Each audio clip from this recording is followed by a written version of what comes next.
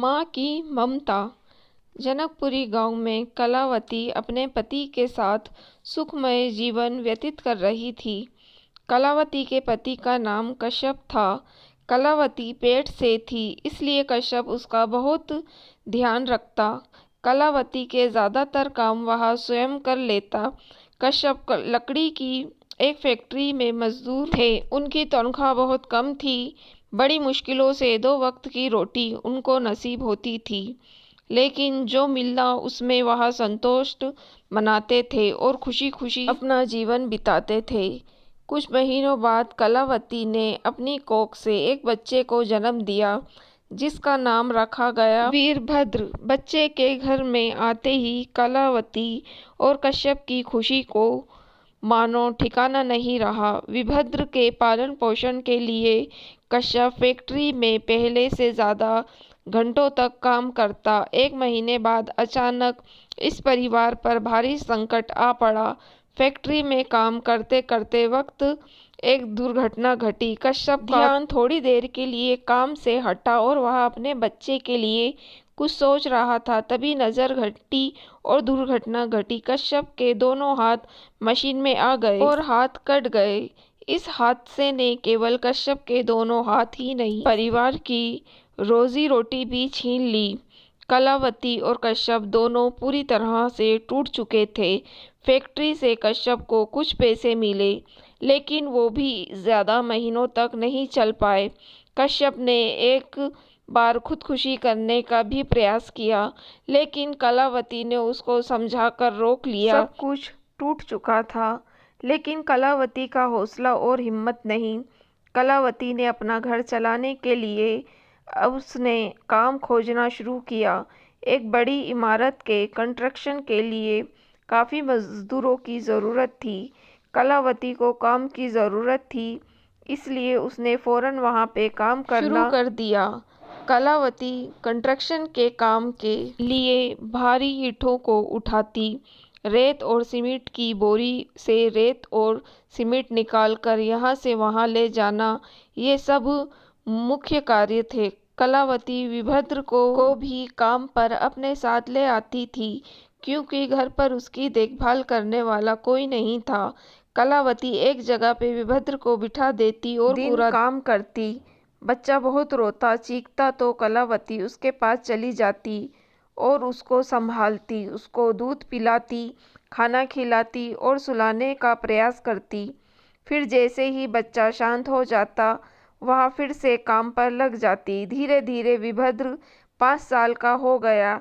अचानक एक और दुख का पहाड़ इस परिवार पर टूट पड़ा। वीरभद्र के पिताजी कश्यप को अचानक दिल का दौरा पड़ा। कलावती उनको अस्पताल भी ले गई, लेकिन बहुत कोशिश के बाद भी डॉक्टर उन्हें नहीं बचा पाए। इस घटना के बाद कलावती के सर से अपने पति का साया चला गया और वीरभद्र के सिर से अपने पिता का। कलावती ने हार नहीं मानी। उसने अपने बेटे की परवरिश में कोई कमी नहीं रखी। वीरभद्र अभी छोटा था, इसलिए बहुत जिद करता था। माँ, मुझे ये खिलौना चाहिए, माँ मुझे ये खाना है, दिला दो ना। माँ कई बार स्वयं भूखी रहती, लेकिन वीरभद्र को पेट भर कर खाना खिलाती। माँ खुद अपने शौक पूरे नहीं कर पाती, लेकिन अपने बच्चे के सारे शौक पूरे करती। उसको जो खिलौना चाहिए वो लाकर देती। रात को वो खुद नीचे सो जाती, लेकिन वीरभद्र को बिस्तर पर सुलाती। कड़ाके की ठंड में वह पूरी तरह ठंड से कांपती। खुद बिना बिस्तर और कंबल के जमीन पर सोती, लेकिन अपने बच्चे को कंबल उड़ाती और प्यार से सुलाती थी। खुद से भी ज्यादा वह वीरभद्र का ध्यान रखती।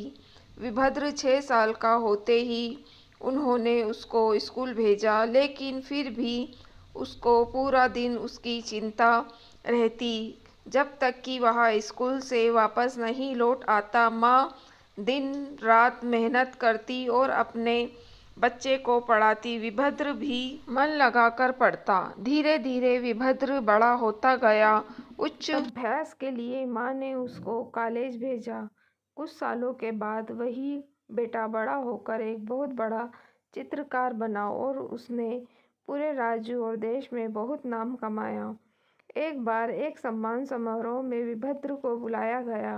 वहाँ पे किसने उससे पूछा, आप इतने बड़े चित्रकार कैसे बने? आपकी सफलता के पीछे का रहस्य क्या है? मेरी माँ ने मुझे सफल बनाया है। आज मैं कामयाब हूँ तो सिर्फ उनकी वजह से। उन्होंने कितने कष्ट, कितनी पीड़ा, कितने दुख सहकर मुझे बड़ा किया। मेरी हर एक जिद पूरी की। मेरी पढ़ाई के लिए उन्होंने अपना जी जान लगा दिया। रात को मुझे पढ़ाने के लिए वो खुद जागती, मुझे चित्र की प्रैक्टिस करवाती तो खुद नीचे सोती लेकिन मुझे बिस्तर पर सुलाती। खुद भूखी रहती लेकिन मुझे पेट भरकर खाना खिलाती। आज जो भी हूँ मेरी माँ की वजह से हूँ। मेरे लिए मेरी माँ ही मेरा ईश्वर है, मेरा खुदा है, कहकर उसने स्टेज से उतरकर अपनी माँ को अपने गले लगा लिया। सम्मान समारोह पूरा होते ही वीरभद्र अपनी माँ को एक तोहफा दिखाने ले गया जो उसने अपनी माँ के लिए खरीदा था। वीरभद्र ने अपनी माँ की आंखों पर पट्टी बांधी थी। जब पट्टी खोली तब माँ ने सामने एक खूबसूरत घर था। वीरभद्र ने कहा, माँ, अब से हम इस घर में रहेंगे। फिर कुछ सालों तक माँ और वीरभद्र खुशी और आनंद से उस घर में रहने लगे। माँ को तकलीफ ना हो इसलिए उन्होंने एक नौकर को भी रख लिया। नौकर घर के सारे काम में माँ का हाथ बांटता और माँ का ध्यान रखता। वीरभद्र भी काम से घर आने के बाद माँ की सेवा में लग जाता। माँ का पैर दबाता, सिर दर्द करता तो वहाँ पे भी मालिश करके देता और उनको अपने हाथों से खाना खिलाता। माँ की हर एक ज़रूरत को पूरी करता जो उनको चाहिए। धीरे धीरे माँ की उम्र बढ़ती गई और अब उनकी मृत्यु निकट आ गई। माँ ने एक दिन अपने बेटे वीरभद्र को बुलाया और कहा, बेटे, मेरा अंतिम समय अब आ चुका है।